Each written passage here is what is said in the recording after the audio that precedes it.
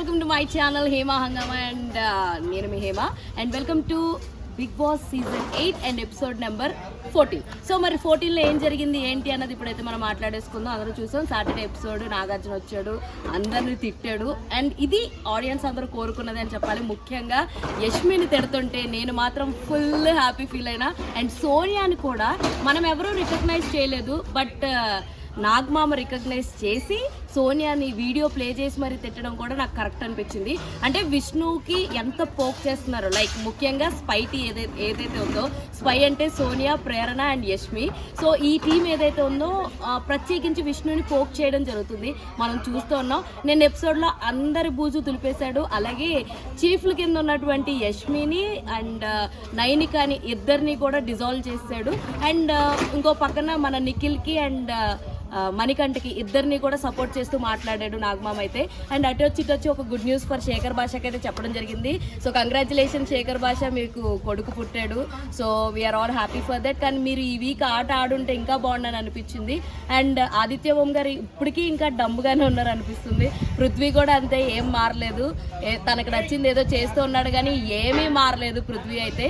So ఆ తర్వాత యష్మిని ఎప్పుడైతే వీడియో చూపించాడో, వీడియో చూపించగానే సో మొత్తం తన ఉన్న టర్మినాలజీ అంతా, సార్ నేను ఇలాగానే అనుకున్నా అందుకనే నేను చెప్పలేదంటే ముందే చెప్పుంటే బాగుండు కదంటే కానీ మండే నామినేషన్స్లో యష్మి పక్కా ఉంటుంది, ప్రేరణ పక్కా ఉంటుంది, సోనియా పక్కా ఉంటుంది. అసలు వీళ్ళందరూ ఉంటారంటేనే బాగుంది. కానీ గుర్తుపెట్టుకోండి, యష్మి మాత్రం ఇప్పుడప్పుడే బయటికి రాదు.